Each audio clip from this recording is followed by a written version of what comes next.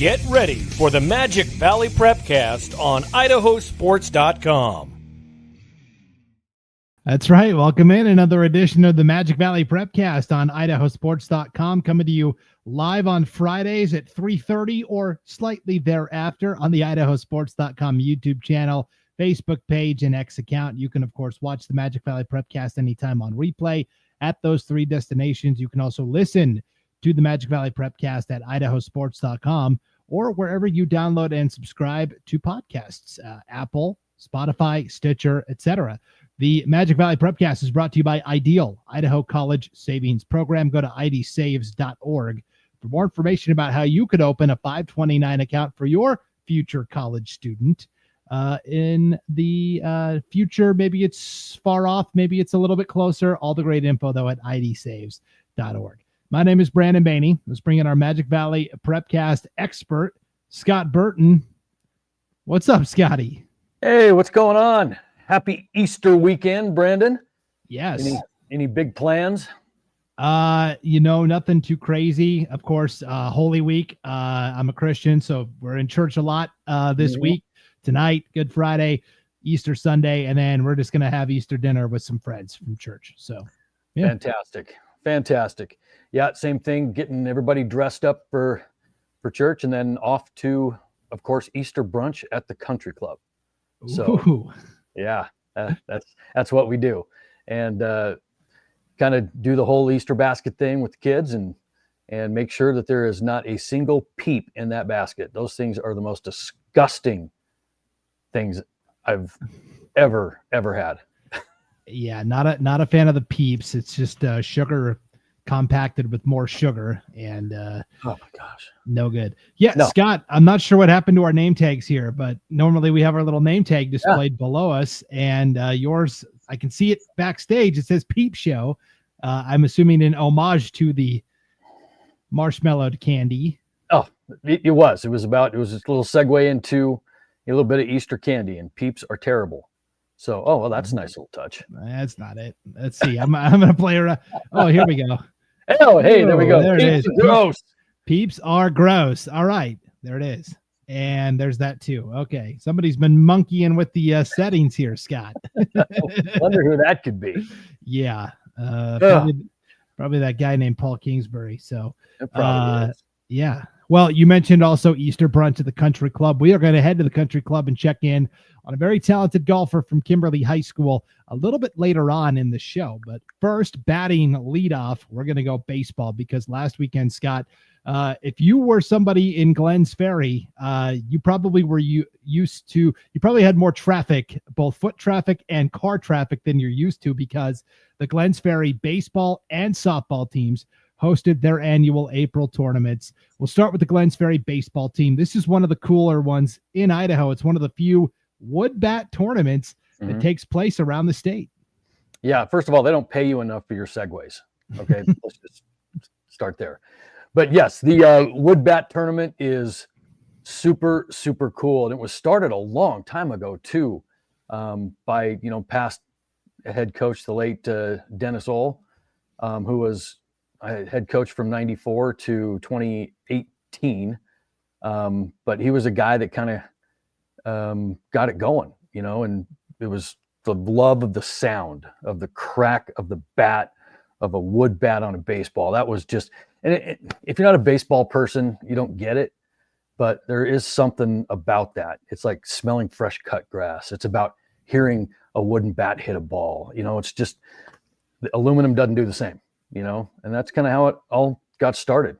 And it's grown ever since. And it's a really, really cool tournament. And, in Glenns Ferry, it's like this central location to where teams from around the state can come, and a lot of these teams are teams that you don't normally play unless you get to the state tournament, So the only thing you really are kind of battling is the weather.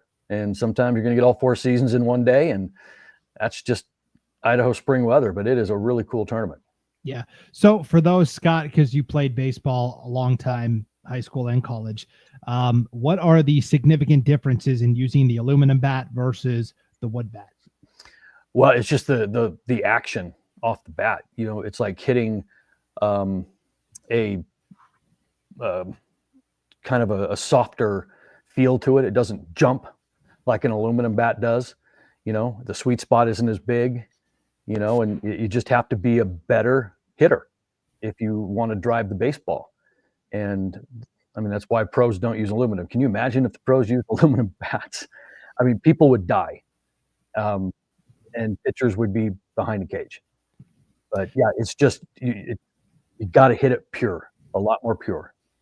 Yeah, and the other thing I've noticed is on the defensive end as well. If a ground ball is hit by a wooden bat, it's going to slow roll a little bit more. Whereas sometimes it comes screaming off the bat from the aluminum side. And so as a defender too, you've got to be a little more aggressive in charging towards those grounders, as opposed to you can sit back a little bit with the aluminum. No, and that's a good point too, because a lot of times off that wooden bat, especially when you don't have like 6'5" dudes swinging, with tremendous velocity, you're going to get those slow rollers because it isn't coming off the bat as hot. But it's a different feel. It's a different feel for sure, and you do have to adjust your game just a little bit. And I think, baseball is one of those games that is so about the little things, and it's about the detail. And you take a wooden bat, and all of a sudden, I'm pitching, and I'm changing a few things about the way I pitch. Because I know that they're still going to be able to drive the baseball if I leave one out over the plate.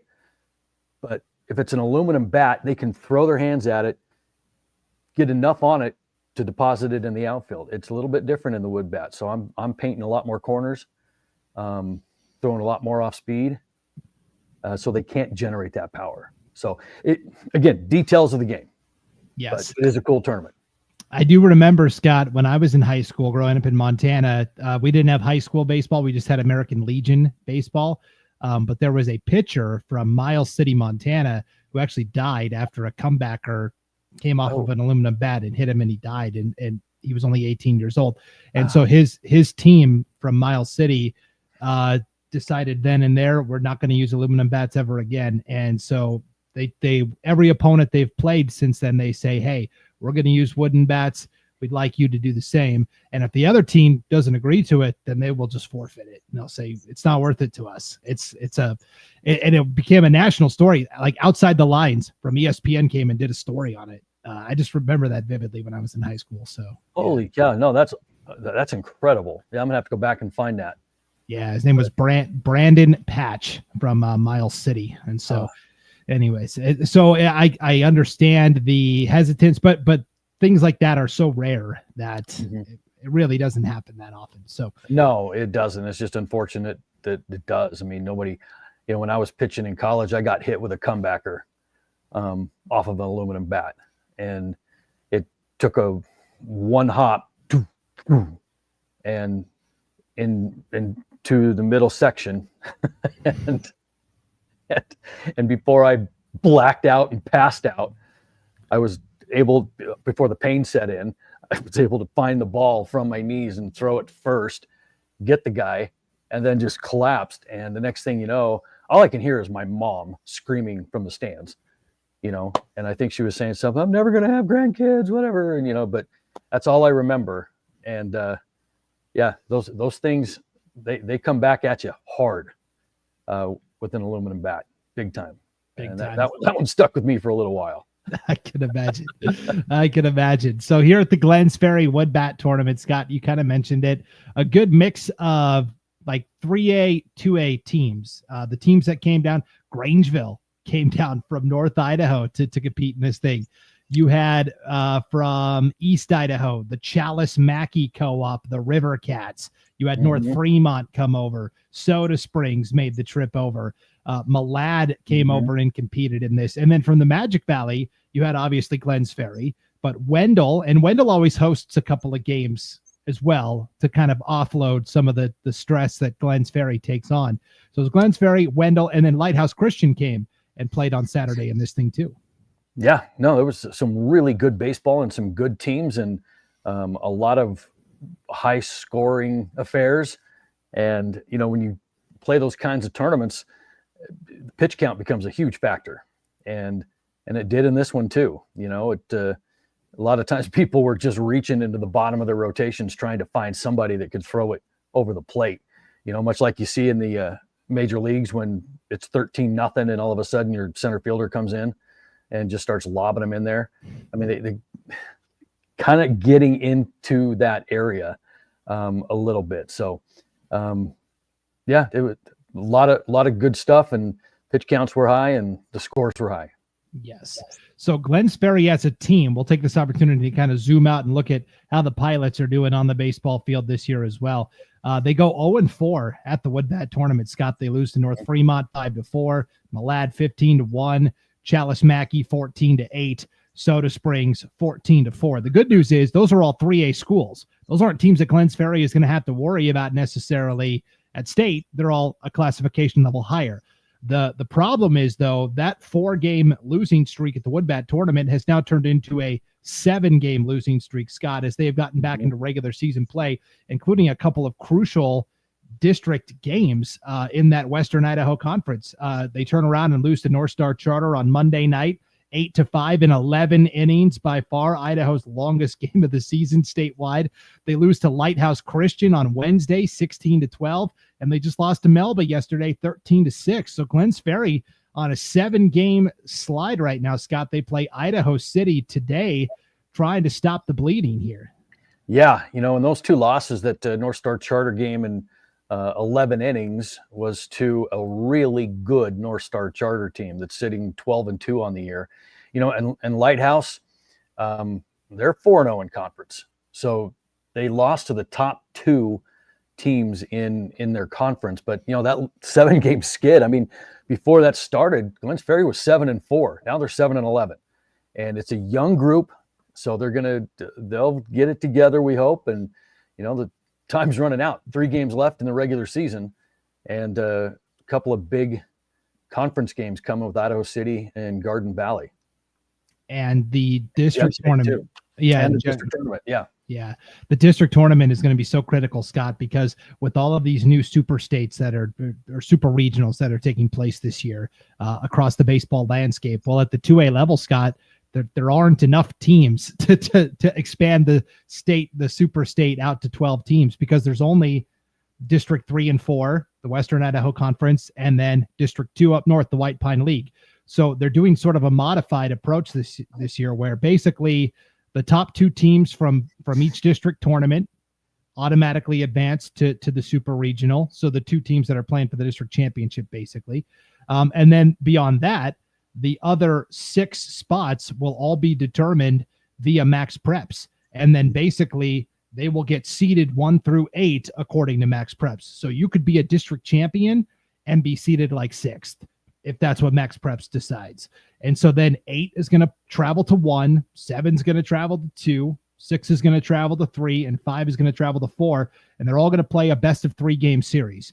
And the 4 winners of that will then advance to state. So right now for Glenns Ferry and this conference as a whole, if you look at the current max preps rankings, Scott, the North is going to take 6 of those 8 bids to the super regional, which means basically Glenns Ferry has to win the district title or take second just to advance to the super regional. And then from there, they're probably having to hit the road to play a really good team. Yeah, this super regional, we talked a little bit about it a couple of weeks ago, and it, in theory, why not? It's cool. In practicality, we're gonna see some things get exposed. Number one, it's really gonna test your pitching. You are really gonna find out a lot about your pitching staff, because you're gonna go and play these 3-game sets. And I mean, I know it's gonna mimic a state tournament because that's kind of how it goes, but it's really, really, really gonna test your pitching. But on top of that, from a logistics standpoint, it's gonna test your pocketbook too. This is gonna get really expensive. Because if we're traveling like that, and let's say Glenns Ferry, they've got to go all the way up north to play a 3-game set, then those travel costs are going to add up real quick, So it's almost like they're traveling, and if they survive that, they go to state. That's like having 2 state tournaments and having to pay for those state tournaments somehow, And I think once all this is done, that's going to be something that people are going to talk about. And I think the schools are going to kind of come to the table and say, we can't afford this. What are we going to do? But that aside, super regional. Yeah. And in this conference, you're right. Glenns Ferry is going to have to really play well to get to that state or that district championship game and qualify.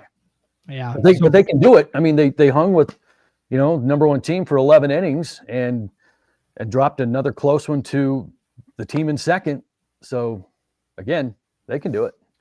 Yeah. Right now, this is a conference where not everybody plays each other twice. And so really there's 6 conference games. Basically it's a 17 conference.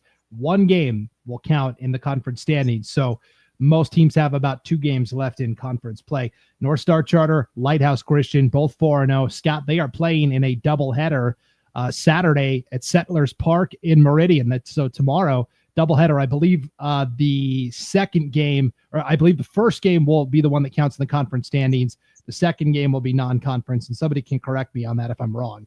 But that will probably decide the regular season title tomorrow. No, I think you're right. I think it's that first game, and then after that, it's just, whatever.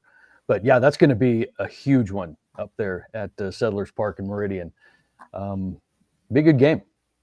Yeah, we'll see how it all shakes out for sure. And then, Scott, let me just ask you just a quick strategy question as well with this format being a little bit different with the super regional for the 2A schools. Knowing that it is a best of 3 game series, we always talk about in a tournament setting, okay, do you throw your best pitcher right away? Do you try to save him for later down the line? Knowing that you are guaranteed 2 games in this best 2 of 3, do you save your ace for that second game? Do you try and steal that first game with a number 2 or number 3 pitcher? How do you line it up?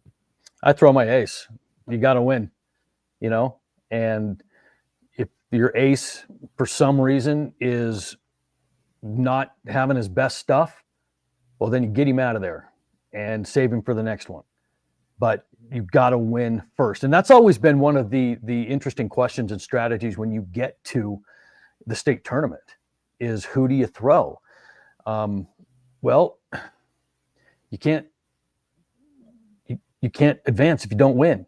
And I've seen too many teams just say, well, we're going to hold on to our ace for day number 2 or the third day or whatever the case is, and they don't ever get there. So I don't know. My philosophy, you better win. And maybe you get some good run support that you can get him out of there early and save a few innings, but throw your guy. Yep. Because if you pull him early enough, then you could turn around and potentially use him in that third game, right, the next day. So, right. Okay. It's going to be that's always the fun part for me, is the strategy and all that fun stuff for baseball. So, all right, we'll keep an eye on it. And district tournaments are going to be starting in like 2 weeks, Scott. So ready or not, I haven't even gotten all the brackets yet, but we're working on it. Yeah. And it's all brand new to us. So this is going to be an interesting kind of baptism by fire, if you will, when we get to these tournaments, because we've never done this before in Idaho. So it'll be fun. For sure. Well, the Glenns Ferry softball team was also hosting their annual tournament. So you had basically 4 different fields being used: the baseball and softball fields at Glenns Ferry High School, and then the park that is there in Glenns Ferry. I can't recall the name of the park, but they have a baseball and softball field there as well. And those were all being used at once in Glenns Ferry. So it was a busy weekend this past weekend.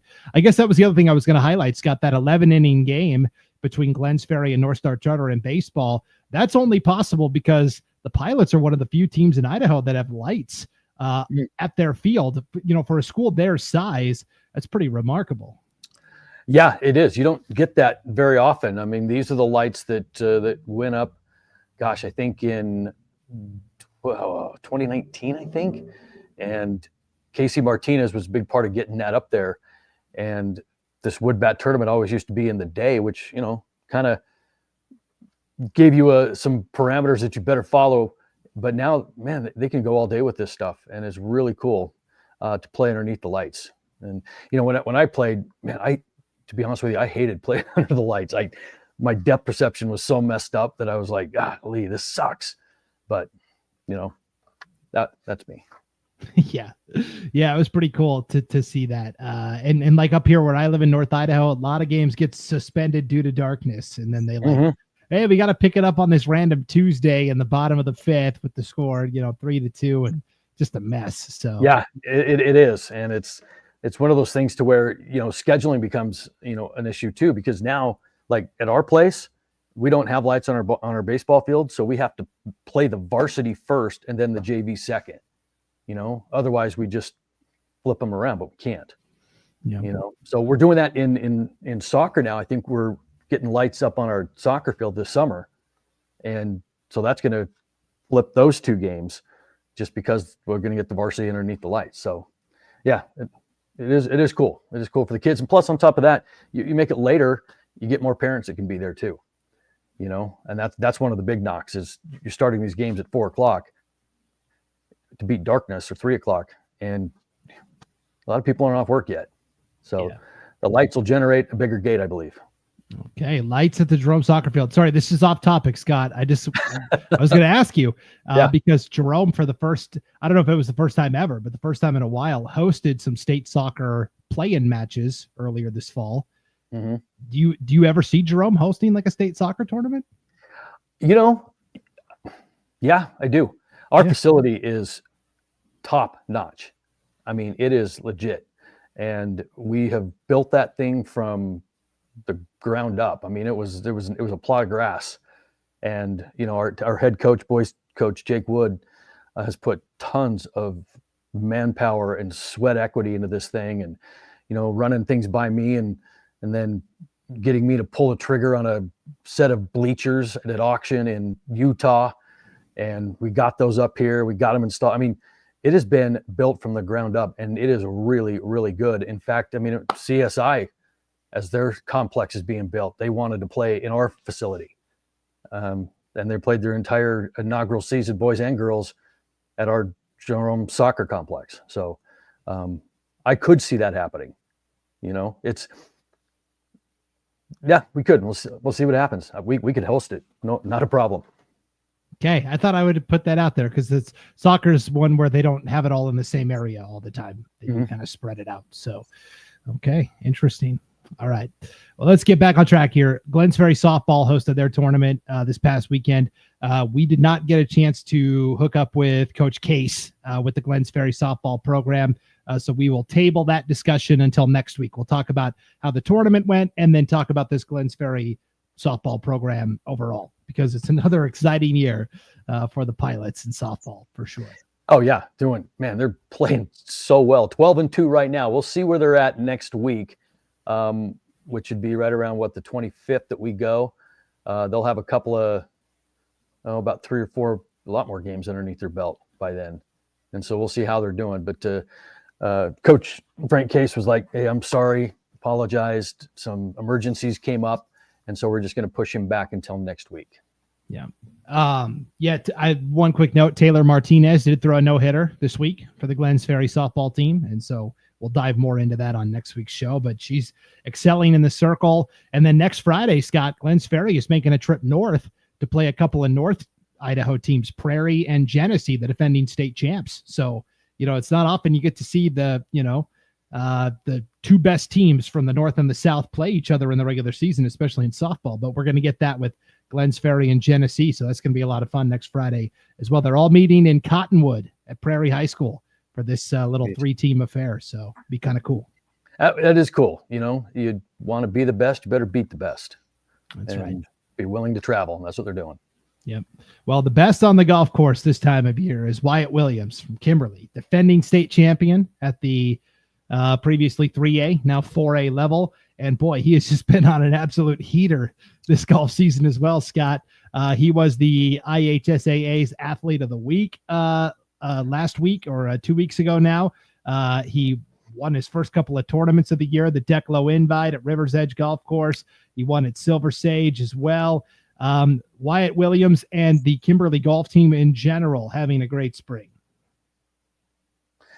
Yeah, they are.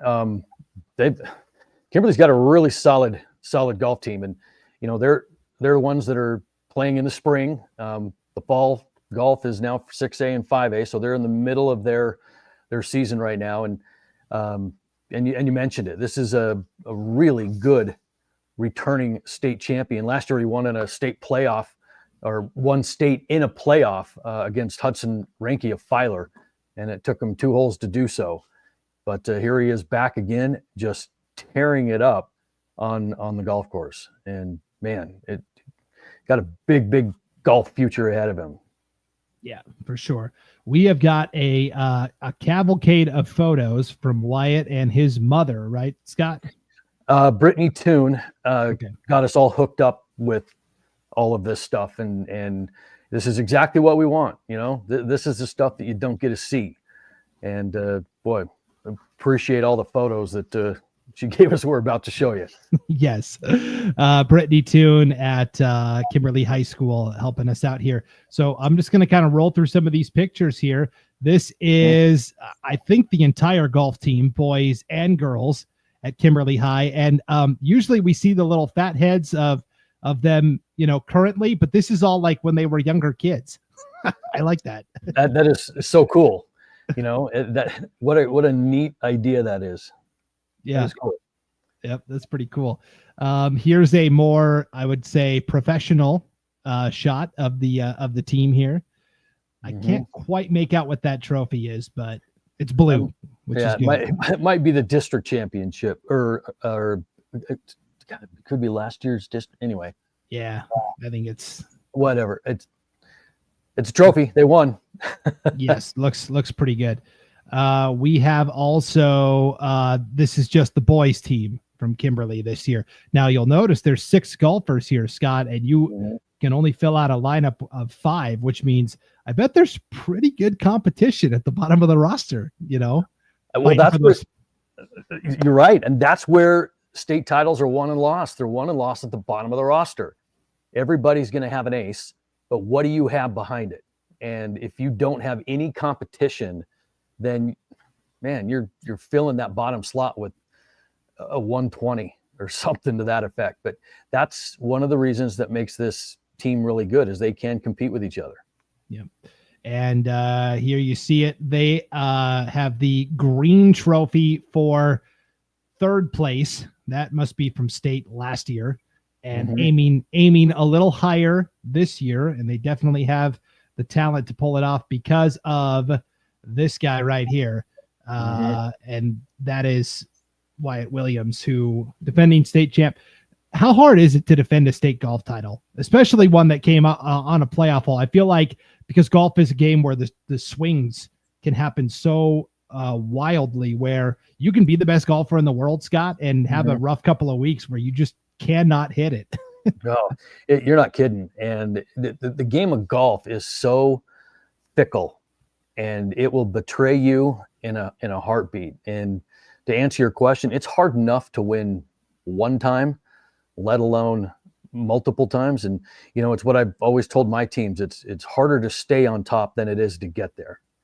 And it takes a special type of work ethic and mentality to not get complacent, And when you talk about Wyatt's game, I mean, he's like anybody else. He's solid, but the driver, the irons, I mean, that can go, that could come and go. Maybe you're not, swinging it well, but he can scramble like nobody's business. I mean, he can chip and he can putt really well. And that's what, a lot of these young kids don't understand. It's not about the driver. It's not about just bombing it 300 yards. It's about what are you going to do around the greens?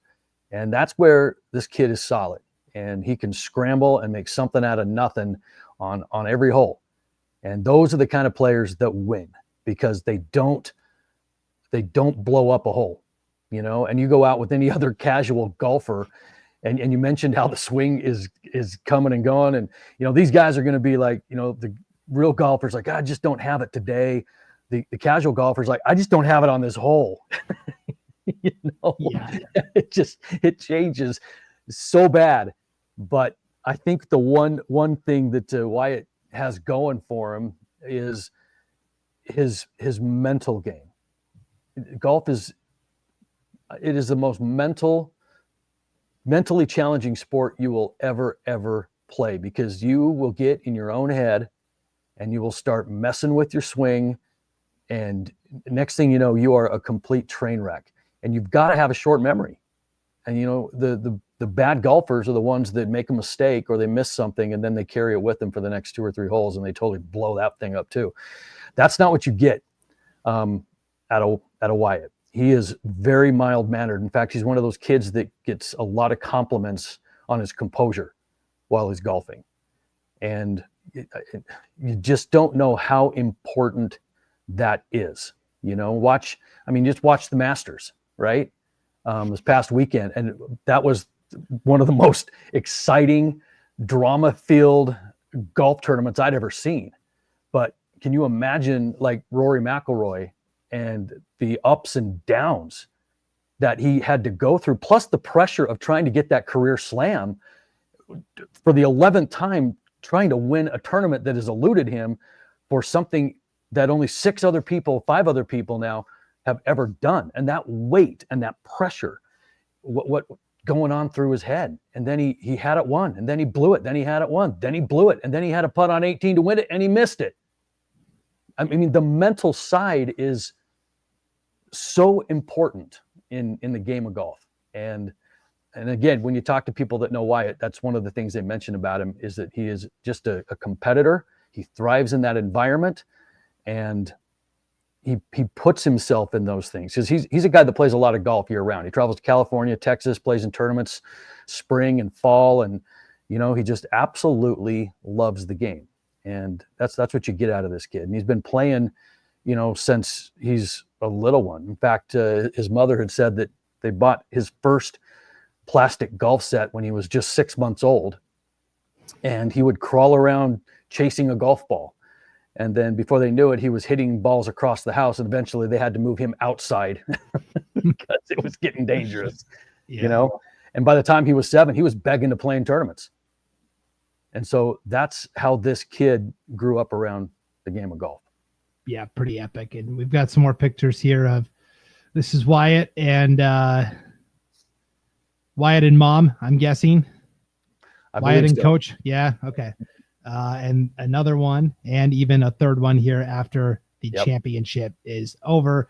And then Scott, you mentioned that love of the game from such a young age. Look at that. Yeah, there you go. There it is right there. You get it in their hands and get them exposed to it, and they can grow to love it. And they're just, as parents, you just love to see your kid have a passion, fall in love with something that drives them. Because I think one of the things that you would never want to see as a parent is your kid have no motor, no drive, doesn't care about anything. And that's a worry for parents. But to see something like this at a young age and to fall in love with something and chase it and make you better as a person, man, that's all you can ask. And that's what's happened here. Yep. And that's a cute one too. future hunter, it says on there. And we can't confirm that checks out. So that's another, you've got to have good accuracy for not only hunting, but golf too, right? Yeah. Oh yeah. You've got to be patient. This is a kid that loves to hunt, fishing, hunting. That's his thing when he's not golfing. He plays basketball too for Kimberly. At a young age, he had to choose between, baseball and golf, and he couldn't balance both, chose golf. And so where you're going to find him most of the time is on the golf course or hunting. And those are the things he loves to do. Well, fortunately for him, those are in opposite seasons, right? Hunting's in the fall, and golf, of course, could be year round, but in Idaho specifically and in Kimberly, it is in the spring. So districts coming up really soon, Scott. And then, of course, the state golf tournament on the way as well. I was kind of laughing earlier. You said, for the best golfers, they may not have it on this hole. And for like the average golfer, you may not have it on this day. Scott, I don't have it in this lifetime. Okay. Oh my gosh. I know it is. I can't even begin to explain it because, I play in a lot of tournaments or, try to play in these tournaments, and you just get in your own dang head that, okay, I wonder how this is going to go today. It's like you have surrendered all control to the golf gods, and they are just going to do whatever they want with you. And man, I've learned so many new words on the golf course, and even made up a few of my own. And I think I still have a 5-wood sitting in the bottom of a lake on Blue Lakes golf course from like 20 years ago. And every time I go by that lake, I'm like, I got something down there. There is something, somewhere in there at the bottom. Oh my gosh. It's terrible. It's terrible. Yeah. The district tournament, Scott, is May 5th. So that is coming up in 2 weeks, basically. It's on Monday, May 5th at Canyon Springs. Mm-hmm. What can you tell me about that golf course? Love that course. So much personality. It's one of those that's not like a municipal course, like a lot of those muni courses, their holes just kind of go right next to each other. And this has got a track that's, every hole's an individual hole. You've got some blind shots from the fairway that you got to bend it or go up and over some things. You've got water. You've got trouble in a lot of places.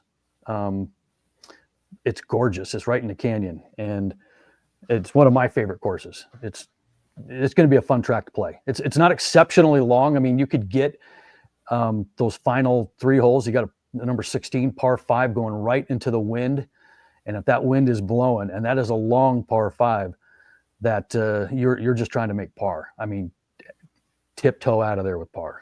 So it's going to be a fun course. They'll love it if they haven't played it. And then the state tournament, Scott, is not far from Kimberly and where districts is going to be at all. The state tournament, Scott, is at Clear Lake Country Club in Buell. Oh, love Clear Lakes. That I tell you what, that course right there, you better get out and play it because it is different. I think it's one of the more difficult courses in the valley, and everything breaks to the river. Write that down. Breaks to the river. I don't care what it looks like on the green. It looks like you've got a 3-foot break going this way, but the river's over here. It's going over there. I guarantee you. And people that have never played that course, they don't get it. And they're doing one of those things where they putt and they're like, it's like, the river's that way. That's where it's going. Oh my gosh, I can't tell you that enough. It's fun to watch. It's people play it for the first time. Could be a big advantage for Kimberly. Of course, they know somewhat well. Buell did host, I think it was the first golf tournament of the year. It was all the way back on March 11th. So I don't know what the weather was like that day, but yeah, we've been really, I don't know what it's like up where you're at, but we have been so far, knock on wood, super lucky this spring with weather. It has been, I probably just jinxed everybody and I'm really sorry, but we have had some really good days down here, which means something bad's coming. It's just, I don't know when. And it's probably going to be state tournament time. Yeah. It's going to be beautiful up until then. And then everybody's going to be scrambling how to finish a state tournament. And it's going to be one of those abbreviated ones like we had a few years ago.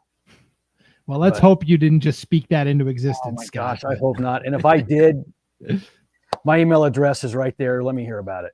Yes, we would love to hear from you out there. If there is a team, an athlete, a story, something cool happening in the Magic Valley, you can always reach out to us, Brandon at IdahoSports.com or Scott at IdahoSports.com. And this is what it's all about, shining the spotlight on Wyatt Williams from Kimberly on the golf course, or that Glenns Ferry baseball team in the Wood Bat tournament. This is what we want to bring, these stories to the Magic Valley in a broader sense. And because, the folks in Kimberly know about Wyatt Williams. Sometimes the folks in the rest of the valley may not know that Wyatt's the defending state champion. And so that's what this is all about, just spreading that spotlight on these incredible young men and women. Yep, kind of showing what they are beyond the box score, if you will. So very cool. Keep them coming. We love this stuff. For sure. All right. Well, Scott, enjoy your Easter. Likewise, you do the same. I'm thinking about taking my clubs with me to the country club for a little, session after brunch. we'll see how that goes. Maybe Wyatt can meet you there and give you some pointers. Oh, absolutely. I can watch 85 videos and get so screwed up that my handicap will go from an 8 to a 20 like that. And it's like, you just need to not play for a while. Yeah, that is what makes golf such a fun game, but also so frustrating. So yeah, for sure. All right. Well, thanks for tuning into the Magic Valley Prepcast, everybody. Have a safe and happy Easter. We will see you back here next Friday for another edition of the Magic Valley Prepcast. For Scott Burton, I'm Brandon Baney. Thanks for tuning in on IdahoSports.com.